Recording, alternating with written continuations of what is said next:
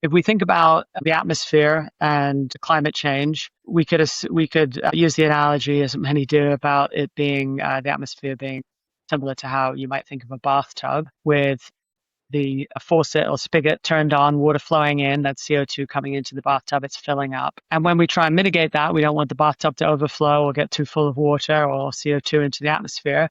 You can either turn off the spigot and the faucet and stop water going into it or CO2 going into the atmosphere, and or you can bail out the water and remove or sequester CO2 from the atmosphere. And certainly, I think there was growing recognition that it can't just be about removing and bailing out the bathtub or sequestering CO2 from the atmosphere. We actually, first and foremost, need to reduce emissions significantly from going into the atmosphere in the first place, so turn off the spigot, if you will. And what that means is focusing on or really prioritizing and scaling up emission reduction activities.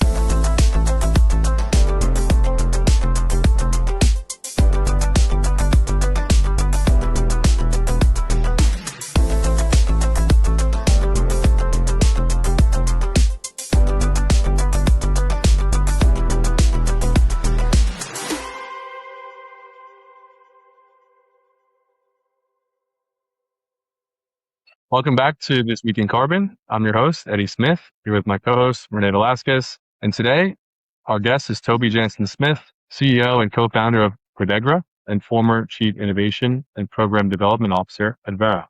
Thanks for being here today, Toby. Great to be here. Thanks for the invitation. Yeah, of course. So I think to start off and to introduce you to our audience, it'd be great to take a step back. You spent the last 25 years building the infrastructure that makes nature-based carbon markets possible. So it'd be great if you could kind of take us back to the beginning of your career and maybe tell us about the problems that you were trying to solve and what you foreseed when entering this career path and ultimately the market in general. Yeah, no, it's a great starting question. I mean, just to frame this, basically, nature is a huge part of the climate problem as well as the solution. Between 20 and 45% of basically greenhouse gas emissions come from nature-based sources. And similarly, it can be up to 50% of the cost-effective climate solution for the coming decades to implement nature-based solutions. And so there's no doubt that that sector needs to play a critical role if we're to achieve a stable climate. But at the same time, going back 25 years when I started this journey, really there were very few nature-based projects being developed and even fewer of them being financed. And there were a lot of challenges and questions about how you do that, about how you quantify the emission reductions and removals from ecological conservation and restoration, regenerative agriculture, and other nature-based activities.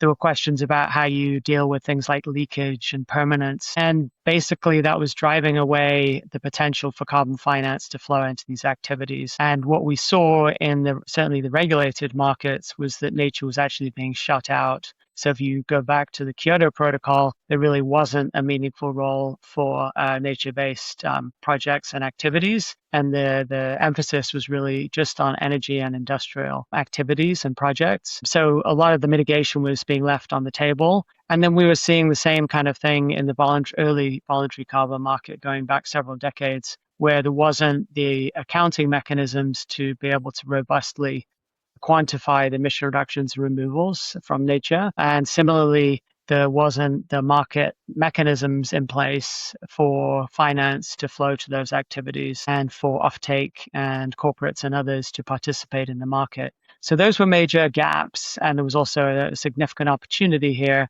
And so back then, I committed to spending my career basically to see what we could do to build the markets around nature-based solutions, drive confidence into that space, and start to tap the potential, not just for carbon, but also for co-benefits of this pretty incredible sector. Yeah, very, very fascinating. I think, I read about, the build out of the VCS AFOLU program, and you built that program within Verra, right? And that became the dominant framework for Red Plus. So yeah, that's.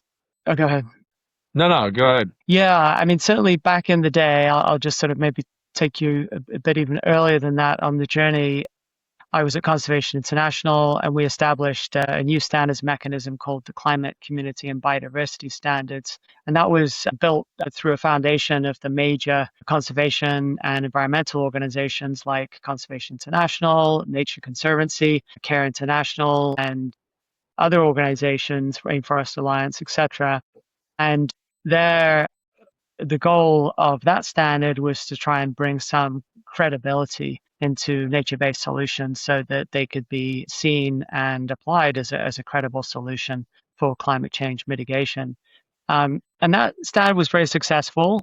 Ended up being dozens of projects started to use it, and it was starting to build confidence in the space. But it became clear that if we really wanted to drive large-scale finance and take advantage of the huge scale that nature-based solutions provided, we needed to really be able to bring the quantification, the carbon accounting and quantification into the mainstream markets. And so that's when we started working with the verified carbon standard, or the voluntary carbon standard back in the day, the VCS, and later became Verra, and basically worked with that organization to figure out how we could create a new framework that would account for emission reductions removals across the diversity of nature-based solutions. And that included forest conservation, forest restoration, regenerative agriculture, blue carbon, things like mangroves, seagrasses, etc., and shrublands. And we basically spent a number of years working with the leading experts in the field, trying to tackle the main issues that had kept nature out of these markets. Things like how do you address the permanence issue and ensure that a carbon credit from a nature-based activity can be deemed as permanent and fungible with other sorts of credits? How do you address things like leakage so that when you conserve or restore an area, you don't just displace activities and lead to emissions elsewhere? And then how do you account for things like monitoring so that you can track the progress of the activities and account for them over time? And then finally, baselines, which I'm sure we'll talk about in depth during this conversation. But how do you account for what would have happened without the project activities and use that to be able to compare and basically credit the difference between the business as usual and what the actual project achieved? So we were basically building this framework from scratch, including new tools and mechanisms like the buffer approach for addressing permanence, testing that out in the field with projects, and then really starting to build and create these early markets, beginning with the voluntary carbon market, where early or pioneering corporate investors would invest in these activities and give some lifeblood to the sector. And then through those interventions, we were able to iterate, refine the standards and the methodologies, and start to prove them out. And over time, the share of credits being purchased from nature-based projects went from really 5 or 10% of the total voluntary carbon market to more than 50% as confidence grew with the corporate buyers and investors. And project developers started to figure out how to develop high quality projects and use the new standards that we were building at the VCS. And increasingly that became a flywheel for more activities, more knowledge and lessons learned, improvements in the methodologies, and more confidence in the system, to the point where it has became a major contributor to solutions on at least the voluntary carbon market. Yeah. So certainly, I mean, there's a lot of decisions that go into all of those different aspects of building out those programs and standards. And I'm curious to hear, like, based on all of those decisions that had to be made back then, which ones do you think held up like extremely, like which decisions held up very well? And then which ones maybe created room for more challenges and some create some of those debates that we still see ongoing today, right? Because those fundamental principles kind of led to some problems later on that the market started to, debate more, and we'll get into the integrity aspect. But do you understand? Yeah. No, it's a good question. I mean, I would say in general, the core architecture held up. So the principles and approaches for addressing things like reversal risk and permanence, how you would tackle baselines and counterfactuals around that, how you thought of independent validation and verification, and how methodology-specific rules would apply to individual project activities. So those approaches held up, and they were sort of very foundational to getting nature-based solutions on the map and starting to be applied. I think one of the weakest areas was how much judgment and discretion some of the first generation projects involved. And it's probably not surprising that the methodologies and the standards were being developed and the infrastructure around that was being developed with the auditors, the validation and verification bodies, the standards bodies and the registries. So there was a lot to be learned and figured out, not just from how you account for these things, but also how you bring independent, rigorous review to assess the quality of projects and do that over time in a consistent way. So those were lessons that became more and more clear that they were areas that needed more work. And I think one of the great things about the whole nature-based solution space and journey has been that it's really gone through so many iterations over the last few decades, so much scrutiny, so many versions of standards and methodologies, so many different project types, failures, as well as many successes. And through all those experiences, tremendous lessons have been learned that over time got basically applied, whether it's through new methodologies and approaches to accounting and things like baselines, which I'm sure talk about in a minute, how auditors do their work, how the registries sign off on the emissions reductions and removals. So how safeguards get handled, how we can start to track how communities are treated, their level of buy-in, the benefit sharing, the free, prior, informed consent, core principles that took shape and ultimately had to be embedded into the standards, and then had to have mechanisms for how you actually check and verify that these things are happening. So those were things that basically evolved after that first iteration. But I'd say that the foundation and the elements were established in those early years, and then it was really a question of how do you improve those things and make sure that they're being applied consistently and with the highest quality. Yeah. I think it's super interesting. You mentioned permanence, right? And the other kind of big issue for nature based solutions, or I'm curious to hear what we have learned with regards to our approach about reversals and buffer pools and long-term risk over time, and maybe like your perspective on what remains unsolved in that regard within permanence and those aspects that I just mentioned. Yeah. So permanence was one of the biggest challenges to actually getting nature-based solutions, forest carbon, regenerative agriculture, etc., on the map and be a viable market solution.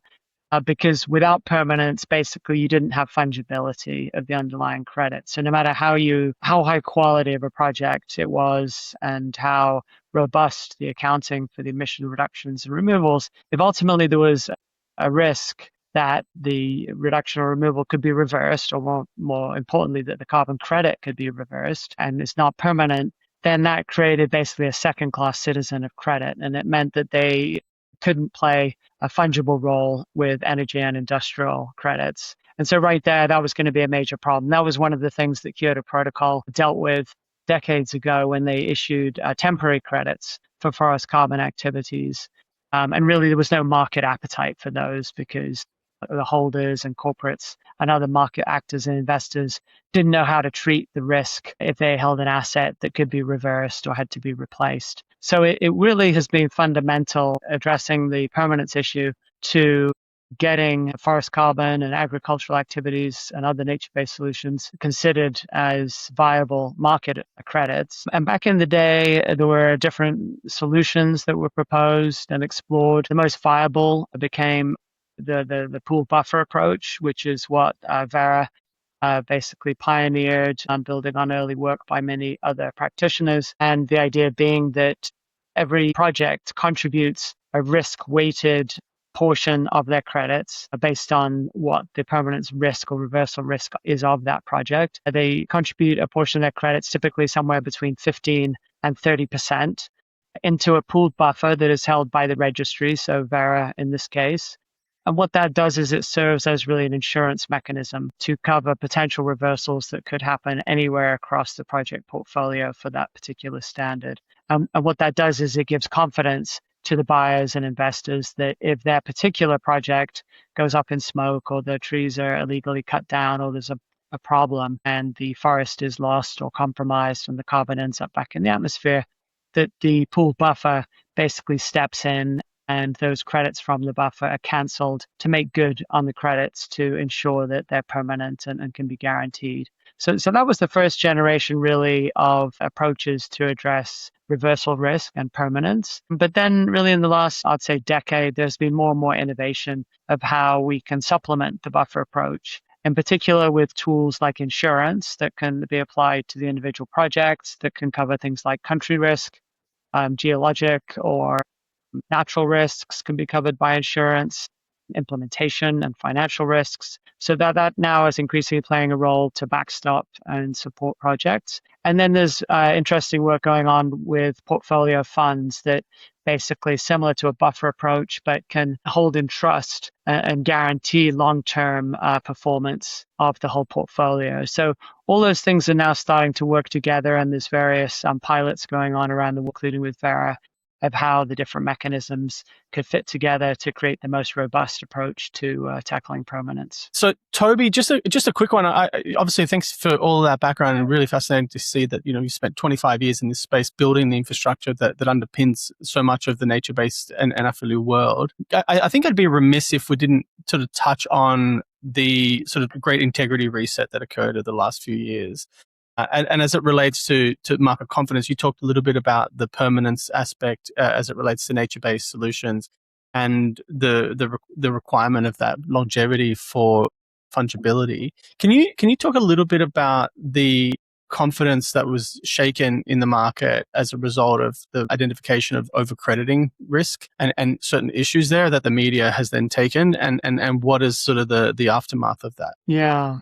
No, it was an intense time for the space and for nature-based solutions, really sort of a reckoning of and a focus on some of the areas that needed to be improved. I mean, it wasn't one particular failure. It was really a combination of methodology design, project level application. There was assurance capacity issues, data limitations, and then also rapid growth at that time. All those things kind of conspired really to create a perfect storm that meant that there were a few projects in the system, and basically, highly notable projects and sort of examples of really poster children of the integrity challenge that basically pointed out that there was still work to be done, and we really needed to tackle some of these core issues, that certain projects basically were not of the quality that was needed, and some of the credits that had been issued were not considered real based on various parameters, and also some of the safeguards for communities and others were not being appropriately implemented. And I'll say, just a few words about some of the specifics. The biggest point, or the biggest problem really back there in 2023 was really around baselines. That was the biggest concern that really came back to become a major blow up. And what that was really around was in particular emission reductions or avoidance projects, like reducing emissions from deforestation and forest degradation, otherwise known as RED or RED Plus.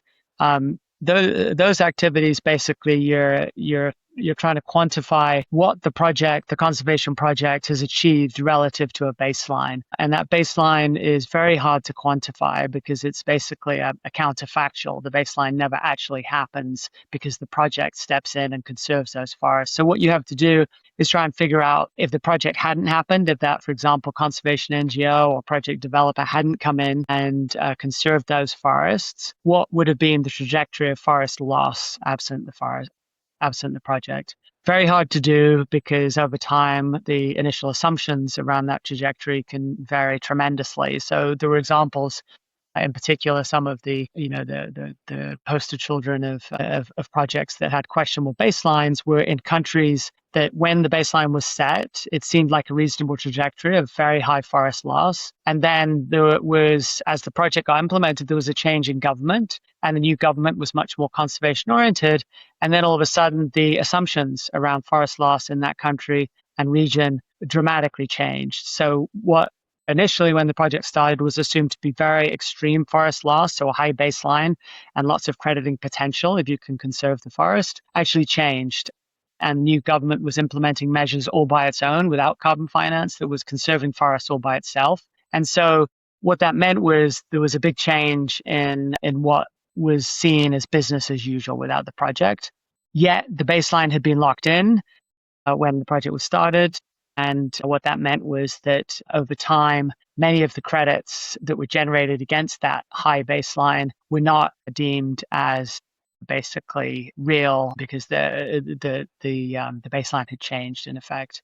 And that could lead to very significant overcrediting for these avoidance projects. So that was probably one of the biggest issues. The other was sometimes around safeguards where communities were. Can we do a deeper dive into the baseline piece? Sorry to interject here, sure. but like I find this really fascinating. And then kind of the evolution in terms of how this is being solved is the introduction of the dynamic baselines.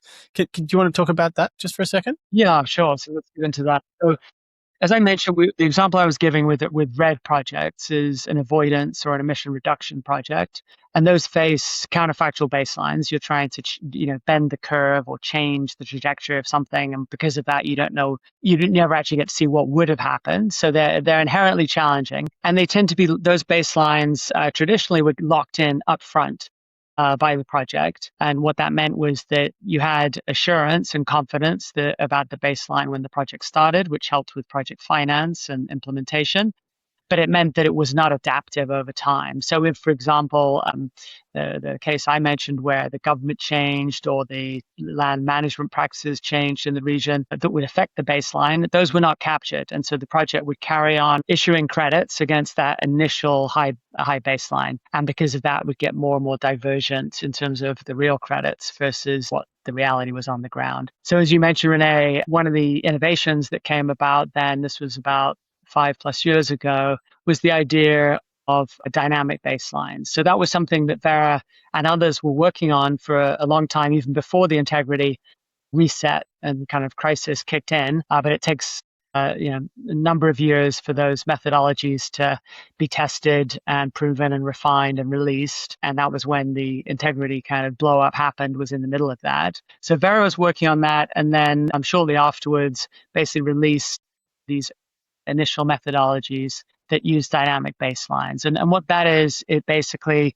is an approach where instead of it being a static baseline that is set up front once and doesn't change and can diverge with reality, you reassess the baseline periodically. So every time the project is verified, the baseline is reassessed based on what's going on in comparable regions. So you find a reference region that it has very similar characteristics to the project and similar pressures of conversion or land use change. And you look at that and you see what in reality happened at this kind of control site, if you like. And that becomes your baseline. So it matches reality much more closely. It's changed dynamically and gives a lot more confidence in the robustness of the credits. So that was one area of innovation that became very important, in particular with emission removal projects like reforestation and afforestation and soil carbon project activities, the dynamic baseline, and improved forest management. The dynamic baseline has become very well established in these new methodologies and is working very well. And then back to RED, where you're talking about an emission reduction, that went in a slightly different direction. And in the case of the VCS methodologies around RED, basically adopted a jurisdictional approach. And what that means is that the baseline is allocated top down from the national level. So what you do is you look at the trajectory and the historic deforestation across an entire region or country. Then you basically compute what that means down to the individual site level using risk maps. So you basically look at what the risks are for different areas, and based on where the project is located, it gets a risk-based allocation of that total jurisdictional baseline. And that's what it gets to work with, and it's fixed. The great thing about that is it aligns the baseline with the government accounting. So that's very important and valuable for things like the Paris Agreement and the UN Framework Convention of Climate Change and other global commitments. So you get harmonized baselines at the project level and at the national levels. And it also allows for planning because you have a longer trajectory and a clearer allocation that can be relied upon. And finally, all the project areas add up to this bigger total. So it has integrity at the national level rather than projects sort of, not necessarily accounting adding up and there being, potentially overlapping reductions, etc. So that has been a also very successful approach in its early days, but is really deemed as a high quality approach now for how you account for baselines with RED. So dynamic baselines and jurisdictional allocations, those are now the two sort of best in class really approaches to how you set baselines for some of these activities. And they're embedded in these new methodologies from the leading standard setters like Verra, and they're being blessed by the main integrity groups like the ICVCM, the Integrity Council for the Voluntary Carbon Market, in the last year has basically approved those approaches as being of the highest quality and eligible to generate these core carbon principle credits that the market is increasingly demanding. Great. Thank you. Yeah.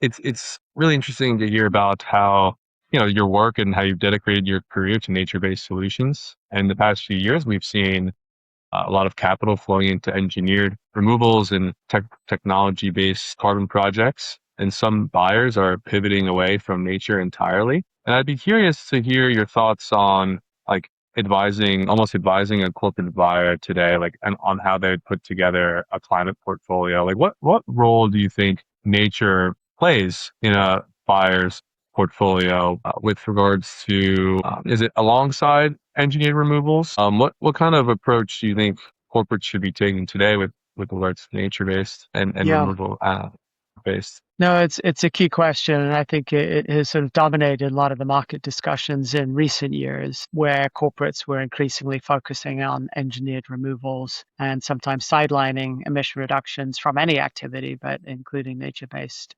solutions. So, let's unpack that and talk about what happened, and I think the pathway forward. What happened was basically there was an increasing impetus to focus on removals over reductions, with the idea being that corporates that were emitting CO2 and other greenhouse gases should be focusing on activities and projects that sequester and remove those pollutants and CO2 from the atmosphere rather than preventing emissions from going into the atmosphere. And so that was one initial frame that started to drive many corporate buyers and investors into the removals space, and then increasingly into the engineered side of things because of durability. But let's take those two questions separately. So the first piece of emission reductions versus emission removals. If we think about the atmosphere and climate change, we could use the analogy, as many do, about it being the atmosphere being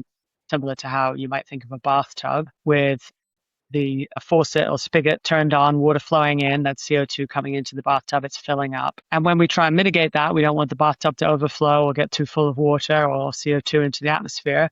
You can either turn off the spigot and the faucet and stop water going into it or CO2 going into the atmosphere, and or you can bail out the water and remove or sequester CO2 from the atmosphere. And certainly, I think there was growing recognition that it can't just be about removing and bailing out the bathtub or sequestering CO2 from the atmosphere. We actually, first and foremost, need to reduce emissions significantly from going into the atmosphere in the first place. So turn off the spigot, if you will. And what that means is focusing on or really prioritizing and scaling up emission reduction activities. So that can be things like moving from fossil fuel power sources to renewable energy. It can be switching to more efficient industrial manufacturing processes that put out less greenhouse gas pollutants, etc. And it can also be what we talked about with conserving forests or ecosystems that would otherwise be lost, and their carbon going into the atmosphere as the trees or biomass oxidize and end up back as CO2. So we need to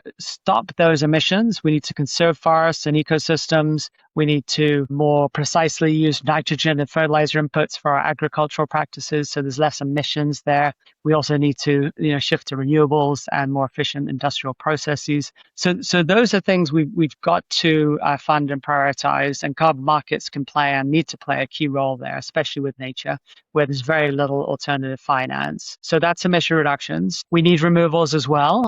We need all of it, but certainly the most cost-effective, large-scale opportunities right now are going to be more on the emission reduction side of things, but we need both. And then the other component here was around engineered removals versus nature-based. And there was an early emphasis on engineered removals as being seen as more robust, more permanent, and more technology-centric. So if we're honest, I think many companies got behind this because it was a technological solution and something that people could get their hands around and build machines to work on, whether it's direct air capture, carbon storage, or bioenergy carbon capture and storage. So some of these approaches that were technological in their implementation that could start to suck out CO2 from the atmosphere and store it geologically, for example, under the ground or in other ways to make it permanently sequestered. And certainly that's very attractive, and we need to advance those technologies and scale them. However, at the moment, they're still very embryonic, they're very small scale,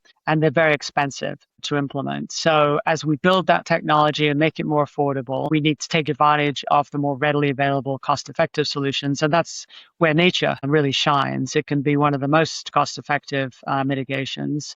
It's readily available. We have a massive amount of forests and other ecosystems and agricultural lands that are generating huge amounts of greenhouse gas emissions that can be mitigated and stopped right now. And those lands can then be turned into basically removal machines with growing trees and sequestering soil carbon. And so those solutions should be implemented at scale right away, and they're very cost effective, so they can you get a very big bang for your buck, if you will. And they also can generate these tremendous co-benefits that are not, that aren't found in these engineered removal solutions. So if we think about forest restoration and conservation, regenerative agriculture, coastal restoration, etc., those kinds of activities can generate tremendous value for local communities and livelihoods to support traditional values, non-forest timber products, ecological services that communities rely on, diversification of income.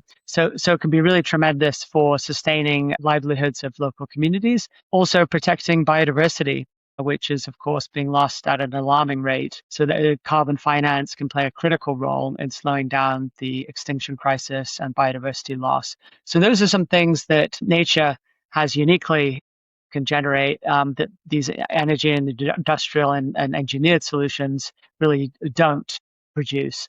So those are a variety of reasons why it's going to be critical for us to scale nature-based solutions, both reductions and removals, and use that to complement these engineered solutions and new technologies that will take time to scale. And I think if we have a portfolio approach and we don't shortchange one over the other, then we can actually get the right place in terms of climate change mitigation using all available solutions. Yeah, thanks, Toby. That's really great summary, and I really like that framing that you had around.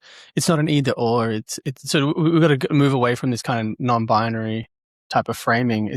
We need both, right? And to your point, engineered solutions are at their infancy, and so the unit economics need to come down to make them more viable. And at the same time, like that learning by doing approach, it leads to ultimately, hopefully, more scale. But right now we have a very viable, relatively low cost technology that's available to us. Yes, it has some limitations, and you touched on it before with regards to the durability or what we termed historically permanence. But it's really important that we have the protection of that nature and what the nature-based systems are doing for us in terms of the sequestration of carbon, whether that's at the removal side for new projects like ARR, for example, but also importantly, the REDD+.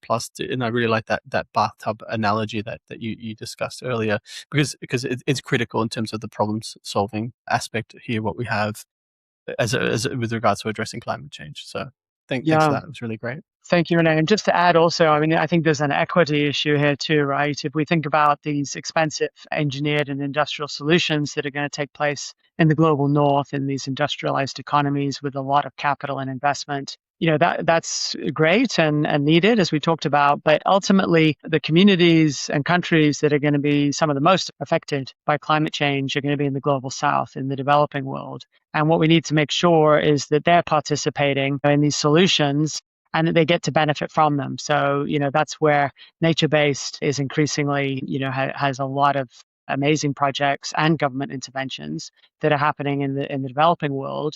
And it allows them to participate in carbon markets as well as provide adaptation and other resiliency benefits for their communities. So I think that's the other piece we need to keep in mind is sort of equity and the balance from industrial. This also needs more appropriate technological solutions in the global south. Yeah, I think that's a really eloquent point in terms of that equity and participation, like you said, and also you get a much greater bang for your buck in when you have these nature-based solutions in these developing countries, like you said, that are clearly worsely affected with regards to climate change. So really eloquent point. Not to mention all the other things that you discussed, right, with regards to climate, community, biodiversity. Agreed. Yeah. So, we've talked a lot about how the market has evolved and how standards have become more rigorous and what we've learned from the integrity challenges and where nature-based carbon goes from here into with regards to corporate procurement. But it has become very complex for the supply side, right? In navigating this evolving supply side and integrity landscape. And you've seen that firsthand, just like you've talked about your work in the market for the last 2 decades. I think it'd be great to hear about how you're approaching that, these challenges now from a very different angle with your new company, Credegra. Would you be able to take us into that transition? And, what did you see in that made you want to build Credegra, and what problems are you solving? Yeah, thank you. Let me talk a little bit about the context and then we can get into the specifics.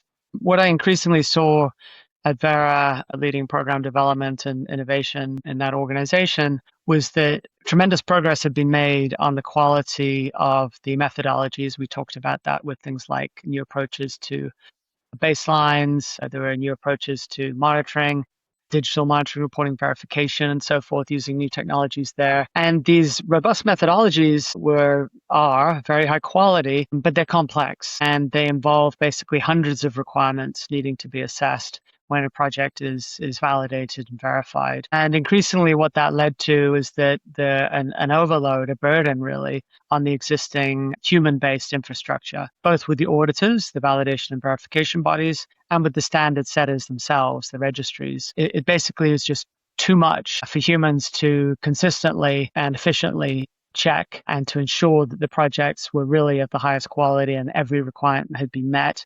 And not just around carbon accounting and quantification, but also things like safeguards and community engagement, etc. So some very complex areas. And what that was leading to was increasingly the process, both with the auditors and the registries, was getting increasingly protracted and sometimes unpredictable because the complexity meant that it was hard to know how long a review would take and how long it would take a project to become certified and to be able to issue credits. And so increasingly what that meant was that projects were struggling to get their projects validated and verified and credits issued. They were struggling to meet timelines with various buyer and off-taker and investor contracts. And finance was not flowing efficiently into the ground to implement and scale up these activities. And that was becoming quite existential for the space, especially nature-based projects, which are some of the most complex and most requirement-heavy activities. And so about a year and a half ago, I left Verra to start Credegra,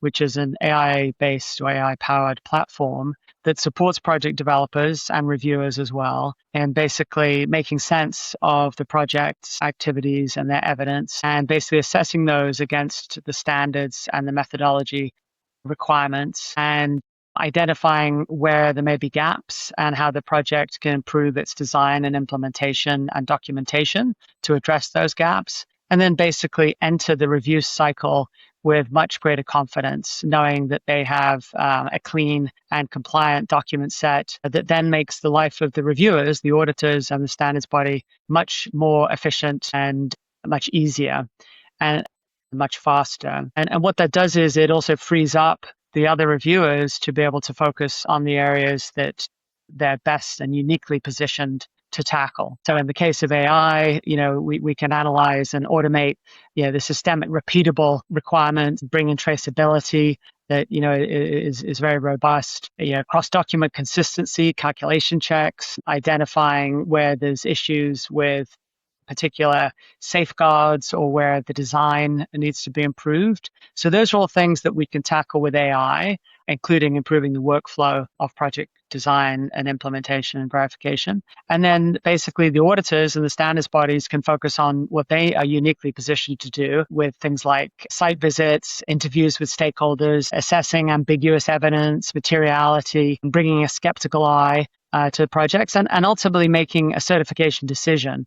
So we don't want to take any of that away from the current auditors or the standards bodies. That role still needs to sit squarely in their camp. But what we can do is basically reduce the burden of all these assessments that are basically more easily and consistently done through AI and the kinds of technological tools that we're building at Credegra. So that's basically what we've built, and I can talk a little bit more about how things work and how it's helping project developers. But I think it's one of the first stepping stones in addressing or building kind of confidence in the market. We were talking about earlier about the quality of the projects and the standards and the methodologies. That is basically I think in a very good place now with the new methodologies, with ICPCM giving its quality approval of these methodologies and credits. But ultimately now the thing we need to tackle is to make sure the whole process of certification and issuance is efficient and effective and meets the expectations, not just of projects, but also of buyers, so that people can trust the market will work for them and that they can sort of scale things up. So that's what we're working on with Credegra, and I think that'll be the beginning of this kind of final phase of evolution of the market, which is to deploy technological tools, things like DMRV, digital monitoring, reporting, verification, digital workflows, AI-based assessments like we're bringing to the table. And I think if we leverage all those tools, we can actually cross that final bridge that's needed to sort of allow the project, this market to scale in the right way with confidence and quality. Yeah. And so Toby, just on that, I think you've highlighted one of the key issues that's afflicted the market. We kind of covered the kind of integrity reset, et cetera, but it is a real pain point, right? The inefficient and very slow process for throughput of project registration and ultimately the certification that exists currently within the standards. And that's a factor of like things that you mentioned, right? But it's a backlog of work that the standards are coping with, and then the very sort of manual processes which they've relied on historically. There is a digitization going on within standards, and we've discussed that with Joe Delorfino and also Manuel Barros from Verra on this program. And it's really great to see that they're, building more resilient systems to ultimately be able to handle that higher throughput. But it's really great in terms of the work that you're doing, helping to kind of go upstream of that, working with project developers to help them to prepare the documentation that's necessary to effectively test that the projects then are ready for prime time before they actually go into that pipeline. That in itself is just a fine tuning, effectively, as I see it, in terms of helping to future-proof the market, and like you said, helping to address the issue around scalability, because that's one of the key things that we need for this market. Yeah, thanks, Rene. No, you bring up a good point. I mean, for example, with Verra, as you mentioned, is making great strides in terms of digitalizing its processes and bringing in new technologies to improve that.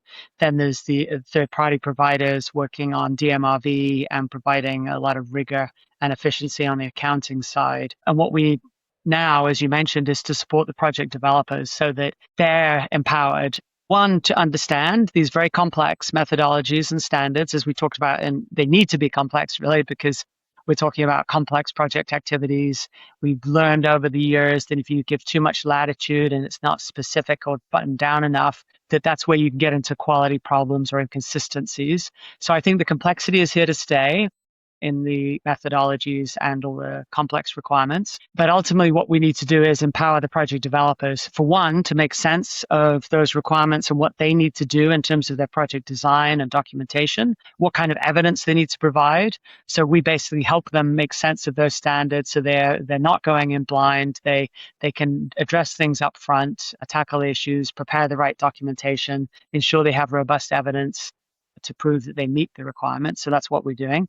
And then our systems can dock into the auditors and to Verras and other standards bodies that basically talk to each other, and it allows them, the reviewers, to use their own checklists and own approaches to basically take in the data that we're providing with the project developers and the different evidence and so forth. And then they can layer on their human judgment and field visits and other sort of ground truthing before they make a determination. So it's very complementary, and I think it's happening at a good time where technology is sort of being implemented by the auditors, by Verra and other standards bodies.